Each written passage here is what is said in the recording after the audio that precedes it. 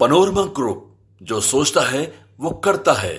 पिछले दिनों राहुल गांधी ने वोट अधिकार यात्रा जो है बिहार में खत्म किया। उसके बाद से लगातार जो है सियासी सरगर्मियां दिल्ली में तेज हो गई है। आपको बता दें कि बीजेपी ने एक बार फिर से जो है कांग्रेस के ऊपर आरोप लगाया है कि राहुल गांधी की रणनीति और उनकी बयानबाजी को लेकर जो है कहीं ना कहीं जो है विदेशी ताकतों का हाथ है। बीजेपी ने साफ कहा है कि राहुल गांधी की पूरी राजनीति विदेशी ताकतों के इशारे पे चल रही है। उनका एजेंडा भारत को कमजोर करना और दूसरी ओर कांग्रेस ने आरोपों को जो है पूरी तरह निराधार और राजनीतिक साजिश बताया। आपको बता दें कि राहुल गांधी ने एक बार कहा था कि हमारे पास एटम बम है, यदि एटम बम फोड़ेंगे तो पूरी जो है जो वोट चोरी का काम हो रहा है वो जो है कहीं ना कहीं खुलासा हो जाएगा। आपको बता दें कि बीजेपी ने दावा किया है कि राहुल गांधी का कथित एटम बम वाला नेरेटिव भारत का नहीं है बल्कि म्यांमार से आया है। म्यांमार वर्तमान में चीन के प्रभाव में है और चीन हमेशा भारत के खिलाफ रणनीति बनाता रहा है। बीजेपी ने साफ कहा है कि अगर राहुल गांधी की लाइन म्यांमार से आ रही है तो साफ है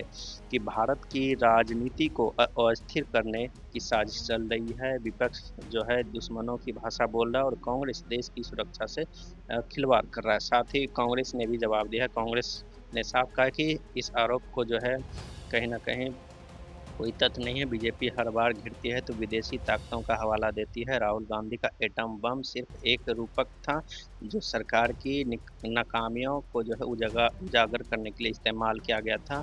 इसे चीन या म्यांमार से जोड़ना जो है हास्यास्पद है। साथ ही उन्होंने बीजेपी ने साफ सवाल उठाया कि हाइड्रोजन बम वाला भी रहस्य जो है बीजेपी ने इसको लेकर भी सवाल उठाया। बीजेपी ने साफ कहा कि राहुल गांधी के भाषणों में बार बार एटम बम और हाइड्रोजन बम जैसे जो है शब्द कौन डाल रहा है। उनका कहना है कि यह विदेशी थिंक टैंकों और एनजीओ की स्क्रिप्ट है। बीजेपी ने साफ कहा है कि मोदी सरकार ने देश की सुरक्षा को मजबूत किया है लेकिन विपक्ष के पास ना विजन है ना मुद्दा है, इसलिए विदेशी ताकतों के सहारे बम बम की राजनीति की जा रही है। साथ ही कांग्रेस ने भी पलटवार किया। कांग्रेस ने साफ कहा है कि राहुल गांधी की भाषा जनता की बेचैनी और आक्रोश का जो है प्रतीक है। जब रोजगार खत्म हो रहा है, किसान परेशान है, संस्थाएं दबाव में है तो हमें तीखे शब्दों का इस्तेमाल तो करना ही पड़ेगा। बीजेपी जो है इन मुद्दों से भाग रही है और जो है ध्यान भटकाने की कोशिश कर रही है। बीजेपी ने साफ कहा है कि राहुल गांधी भारत को नेपाल जैसे जो है अस्थिर स्थिति में धकेलना चाहते हैं। नेपाल का इतिहास राजनीतिक संगठनों और विदेशी दबाव से भरा हुआ है। बीजेपी ने साफ कहा है कि कांग्रेस लोकतंत्र बचाने का बहाना कर रही है लेकिन उनका मकसद है भारत को कमजोर और बटा हुआ दिखाना। राहुल गांधी बार बार ऐसे बयान देते हैं जिससे लगता है कि वह देश को स्थिर नहीं और स्थिर करना चाहते हैं। कांग्रेस ने भी इसका जवाब दिया है। कांग्रेस ने साफ कहा है कि बीजेपी लोकतंत्र को कुचल रही है। आज संसद से लेकर चुनाव आयोग तक जो है हर संस्था सरकार का कब्जा रहा है और राहुल गांधी लोकतंत्र बचाने की बात कर रहे हैं लेकिन बीजेपी इसे साजिश बता रही है।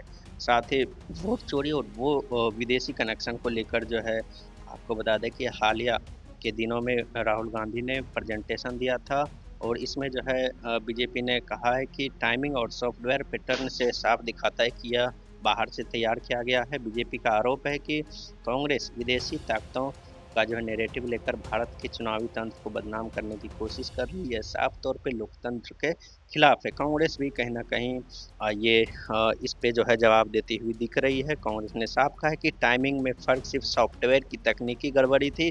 बीजेपी मुद्दों से बचने के लिए बार बार विदेशी ताकतों का हुआ खड़ा करती है लेकिन असली सवाल जो है वोट चोरी का है जिसका जवाब जो है बीजेपी को देना चाहिए। साथ ही बीजेपी ने साफ कहा है कि राहुल गांधी विदेशी ताकतों के इशारे पे काम कर रहे हैं और भारत को कमजोर करने की कोशिश कर रहे हैं। वही कांग्रेस का कहना है कि बीजेपी असली मुद्दों से भाग रही है और लोकतंत्र की आवाज दबाने के लिए षड्यंत्र की थ्योरी फैलाती है। आखिरकार मुद्दा चुनावी मैदान में हो और गरमाएगा।